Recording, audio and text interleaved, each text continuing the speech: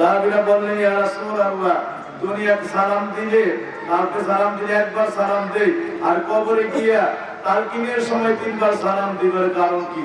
আমার নবী বলে, সাহাবী, প্রথম সালাম যখন তুমি তার নাম, তার মায়ের নাম ধরে ডাক দিবা, তখন ওই মাইয়েরটা অচেতন থেকে তার মধ্যে আল্লাহ চৈতন্য হারা দান করে সে তখন তার দেহে চেতনা ফিরে পায়, সংজ্ঞা জ্ঞান সঙ্গে সঙ্গে সে ফিরে পায়। দ্বিতীয় সালামের সঙ্গে সঙ্গে সে কবরের মধ্যে উঠে বসে পড়ে। আর তৃতীয় সালামের সঙ্গে সঙ্গে কে তাকে কবরে এই কঠিন নিদানে সাহায্য করার জন্য আসছে, আস্তে করে উপরে থেকে গানটা বাড়ায়া এই তালকি শুনতে শুরু করে। সুবহানাল্লাহ। সুতরাং বাপজিরা আমার, নবী আমার ফরমান, যখন সাহাবীরা জিজ্ঞেস করতে বলেন কিভাবে তাকে তালকিন করব, পরবর্তী তখন আল্লাহ ভাই বলে, সাহাবীরে, তখন তোমরা তাকে তালকিন করবা, ওই যা সাল আব্দি মান রাব্বুক, যখন বন্দাকে বলা হবে তোমার রবকে, তোমরা তখন তার জবানে, তার কানের গোড়ায় জানায়া দাও, বলে দাও যে রব্বি আল্লাহ। ওই যা সাল আব্দি মান দীনু, যখন বলবে তোমার ধর্ম কি, তোমরা বলো যে তোমরা সঙ্গে সঙ্গে আজাবাহু দীন আল ইসলাম। যখন বলবে মান নাবিয়্যুক মাযা তারিফু হাযার রাজুল আল্লাযী বুইসা ইলাইকুম, তখন তোমরা বলে নাবিয়্যুনা ওয়াসওয়াতুনা কুদওয়াতুনা ইমামুনা শাফিউনা রাহমাতুনা মুত্তাকিউনা ওয়া ইমামুল মুত্তাকিউনা নবী মুহাম্মদুর রাসূলুল্লাহ সাল্লাল্লাহু আলাইহি ওয়াসাল্লাম বলে তাকে জবাব তোমরা তাকে বলে দাও। এরপরে তাকে তোমরা বলে দাও তোমরা যে কবির কোরআনি ইমামা, এই কবরের কাছে কোরআন কি ইমাম বানায় দাও। সুবহানাল্লাহ। নবীর মিল্লাতে রাসূলুল্লাহর পরে ওই মাইয়িতকে ওঠানোর জন্য তোমরা 3য় নম্বর প্রশ্ন তার জবাব বলে দাও, আর 4র্থ নম্বরে তাকে বলে দেবে কোরআন ইমামা। এই সময় কেউ নাই তোমার কবর ঘরে, সাথী বন্ধু বান্ধব বিছানা ঘর বাতি আলো বাতি কিচ্ছু নাই, এই কোরআন ঘরে তোমাকে, এই কবর ঘরে তোমাকে আল্লাহর কোরআনকে তোমার ইমাম বানায় দিবে। সুবহানাল্লাহ। এই কোরআনকে যখন ইমাম বানায় দেওয়া হয়, সঙ্গে সঙ্গে এখানে তাশাহুদ পড়া হয়। ওই জায়গার মধ্যে তাশাহুদ পড়ে যখন কালিমায়ে তাইয়্যিবা করে তালকিন কমপ্লিট করে দেওয়া হয়, সঙ্গে সঙ্গে আহাদিয়াতুন নাকিরুল মুনকার, সঙ্গে সঙ্গে মুনকার নকিরের হাত ধরে বলতে, ভাই চলো আমরা এই কবর থেকে বের হয়ে যাই। যেই কবরে তালকিন করে দেওয়া হয়েছে, যেই কবর আমার নবীর কুলের মধ্যে ওই মাইয়িত উঠিয়ে দেওয়া হয়েছে, মিল্লাত রাসূলুল্লাহর কুলের এই পবিত্র তালকিন করে দেওয়া হয়েছে, যেই কবরে কোরআন কি ইমাম বানিয়ে দেওয়া হয়েছে, তাহলে এই কবরের মধ্যে আমাদের আর থাকার কোনো ক্ষমতা নাই, আল্লাহর দরবারে চলে যায়। আর কোনো প্রশ্ন নয়, আমরা আবার আল্লাহর কাছে জানতে চাইবো এই মাইয়িতের জন্য আমরা কি করবো।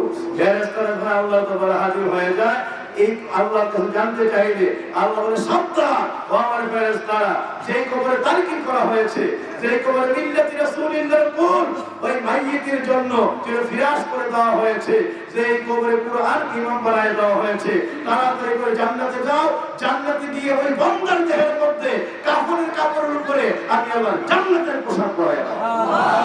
নারে তাকবীর, নারে রিসালাত, কবর জিয়ারত, কবর জিয়ারত জিন্দাবাদ, কবর জিয়ারত, কবর জিয়ারত জিন্দাবাদ। এবং আমার আল্লাহ বলেন, আলবিসুহু মিনাল জান্নাহ আফরিশুহু মিনাল জান্নাহ ওয়াফতাহু লাহু বাবান ইলাল জান্নাহ নামকানাম ওয়া ফিল আরু। এই কবরের মধ্যে গিয়ে তার দেহের মধ্যে জান্নাতের গ্রাউন্ড, জান্নাতের পতাকা, জান্নাতের পোশাক পরাইয়া দাও, তার কবরটাতে জান্নাতের গাড়িটা বিছাইয়া দাও, আর ডান শিওর বরাবর একটা দরজা করে দাও, যেই কবরে কোরআন কি ইমাম বানায় দেওয়া হয়েছে, আমার নবী নূরের কুলে এই তালকিন করে মাইয়িত উঠাইয়া দেওয়া হয়েছে। আর দেরি নয়, তাড়াতাড়ি করে ডান শিওর একটা দরজা বানায় দাও, যখনই তার মন চায় সে যদি দরজাটা খুলে একটু তাকাইলেই দেখবে এর বাইরে আমি আল্লাহ তার জন্য 8টা জান্নাতের ভিতরে একটা জান্নাত এই তালকিনের মধ্যে তার নামে রেজিস্ট্রি করে ফেলেছে। সুবহানাল্লাহ। ওই জান্নাতটা তার নিজের চোখ দিয়ে সে দেখতে থাকবে। সুবহানাল্লাহ। আশিকিনা জাকিরা, এই একটা জিয়ারতকে কেন্দ্র করে এতগুলি কোরআনের খতম, হাজার হাজার কোরআনের খতম। আমার কেন যদি মন সাক্ষী দেয়, এই কোরআনের, এই পবিত্র কোরআনের আমলে খতম দিয়া আল্লাহ হয়তোবা এই মিরপুর গ্রামের ডানে বামে সামনে পিছনে কেন্দ্রীয় কবরস্থান সহ সবগুলি কবরকে আল্লাহ কোরআনের বাগান বানায় দিবে। সুবহানাল্লাহ। আল্লাহ পাক জান্নাতুল ফেরদাউসের বাগান বলে কবুল করে দিবে। আল্লাহ যেন এই জিয়ারতের মাহফিল কিয়ামত পর্যন্ত জারি রাখে। সবাই বলি আমিন। আমিন। বলি আমিন। এছাড়া আমার নবী বলেন, মান যারা কবরে ওয়ালিদাইহি ফি ইয়াউমিল জুমআতি গুফিরা লাহু মা কাদ তাকাদ্দামা যামবি ওয়া তাকাওয়া বারনা। যে ব্যক্তি জুমার দিনে মা বাবার কবর জিয়ারত করলো, চোখের পানি ফেলায় একটু দোয়া করলো, এই ব্যক্তির জিয়ারত শেষ হয়ে হাতগুলি মুখের মধ্যে মুছা দিতে দেরি হয়, মা বাবার কবরগুলি 8টা জান্নাতের বাগান হতে আল্লাহ রাব্বুল আলামিনের কবরগুলিকে রিয়াজুল জান্নাত বানায় দিতে দেরি হয় না। সুবহানাল্লাহ। এবং সঙ্গে সঙ্গে সবচেয়ে বড় আশ্চর্য বিষয়, আল্লাহ বলেন ফেরেশতারা তাদের আমলনামা খুলো, আমলনামা খুলে দেওয়া হয়। আল্লাহর কুদরতি জবান দিয়ে বলেন, রেখে দাও এই মা বাবা, এই আপনজন স্বজন পরিজন জীবনে কোনো গুনাহ করে নাই, আর কোনো প্রশ্ন হবে না, বিনা হিসাবে জান্নাতের ফয়সালা হবে। সুবহানাল্লাহ। সুবহানাল্লাহ। একটা জিয়ারতের এত দাম, ওয়াকাত বাবা বাররা লিখে দেওয়া জীবনে কোনো গুনাহ করে। সুবহানাল্লাহ। আমরা এই মাহফিলটা কিয়ামত পর্যন্ত চলুক, চাই কি চাই না? চাই কি চাই না? আমরা বলে চাই কি চাই না? সময় খুব সংক্ষিপ্ত, এখন একটু মিলাদের মাধ্যমে কিয়ামের মতো দোয়া হবে। নবীকে জিজ্ঞেস করা হয়েছে, রাসূলুল্লাহ কবরস্থানে গেলে আমরা কোন দিকে হয়ে দোয়া করব? নবীজি বলেন, ও দুনিয়ার মানুষেরা রে, মুস্তাকবিলুল মাকবারা, কবরবাসীকে সামনে রেখে দোয়া করবা, কবরবাসীকে সামনে রেখে দোয়া করবা।